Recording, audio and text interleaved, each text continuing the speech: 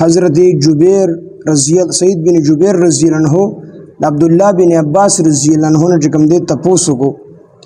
چې ما ته د آیات معنی وکا چې الله تعالی فرمایي چې فتناک فتونا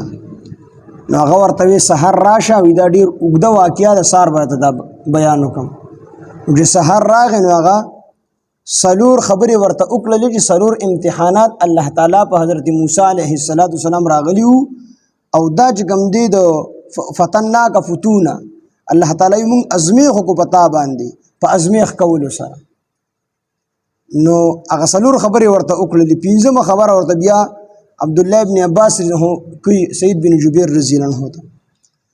چې کله حضرت موسی علیه السلام دوی شو ګرځېدو را ګرځېدو به یو ورځ دې په لار باندې روانو د یو قبطي او د بنی اسرائیلی جګړه وه خو چې کله موسی علیه السلام خو د فرعون په کور کې پرورش موندلی و نو خلکو به ډېر قدر کو او د هغه د وجې نه په دې بنی اسرائیلو باندې هغې ظلم کم کړی غلامان یې وو خو چا به ورته زیات ظلم چې موسی علیه السلام د راتلو نه کم مخکې چې کوم ظلم به دې باندې کېدو نو هغه شانتې ظلم پې نه کارونه به پې کول خو نور ظلم به چا نه کو او خلک د موسی علیه السلام نه یېرېدو ځکه چې دا د بادشاه زوی دی او شاید چې موسی علیه السلام ته حالان کې خلکو ته دومره معلومه وه چې دا بنی اسرائیلي نه دی خو د بنی اسرائیلي ښځې پیس کړي دي نو د هغې رضاعي زوی دی خلکو ته او موسی علیه السلام ته چې شاید الله تعالی ورته د وحي په ذریعه باندې معلومه کړي چې ته د دې رضاعي مور چې کوم دی حقیقي زوی یې یعنې صرف د پیو زوی یې نه بلکې ته د دغې خپلې مور نه پیدا یې شاید چې الله تعالی ورته دا خبره او ته بنی اسرائیلي ذاتي نو موسی علیه السلام د وجې به خلکو د بنی اسرائیلو بیا لږ ډېر عزت کو نو د یو بنی اسرائیلي او د قبطي جګړه وه نو موسی علیه السلام پسې لاړو ورته وی ته به د باندې دا زوره مو لیکئ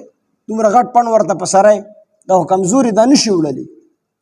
جو دا قبطي موسی علیه السلام ته رانیغ شوی دی جو بس چې سوک تاو کړی دی چې رسولی دی جو بس د مخې سری چې کوم دی وله کاته ختمه کړې ده مړ کړې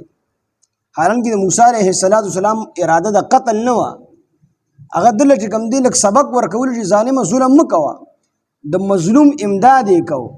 او دا سپېړی د تنبیه دپاره ورکړی و د ادب دپاره خو موسی علیه السلام هو پیغمبر او بیا په جلیل القدر پیغمبرانو کې و او یو پیغمبر له الله تعالی د څلوېښتو پهلوانانو عمره طاقت ورکړي نو موسی علیه السلام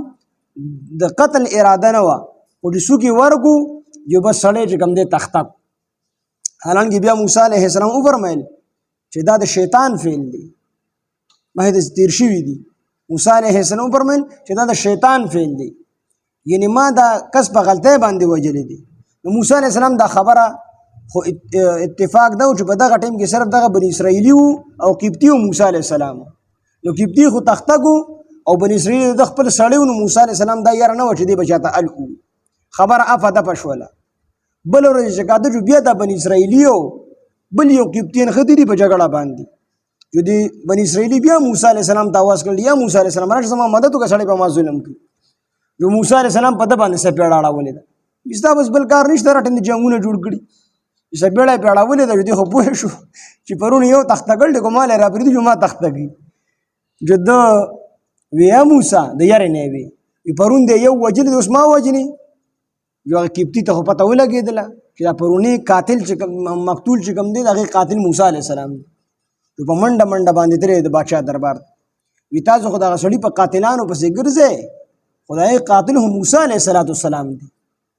دا خبره فرعون د چې کوم دی ور ورسوله فرعون خپل کسانو له تورې ورکړې او هغې راوویستل چې ورشه کوم ځای کې موسی علیه السلام وموندو نو بس دې د مخې سره قتلوی نو موسی علیه السلام نه خبره دی خو د کلي د بل سر نه یو سړی راغی او هغه موسی علیه السلام ته خبر ورکړو چې دې ځای نه خپې وباسه او فرعون تا په سړي پسې کړي دی تا وجني موسی علیه السلام د هغه ځای نه روان شو مدین طرف او دا کسان چې دي د فرعون چې کوم کسان را لېږلي دي سپایانو هغې ښه په تمه باندې را روان دي موسی علیه السلام به زموږ نه کوم ځای پټېږي هغه ته خو پته هم نه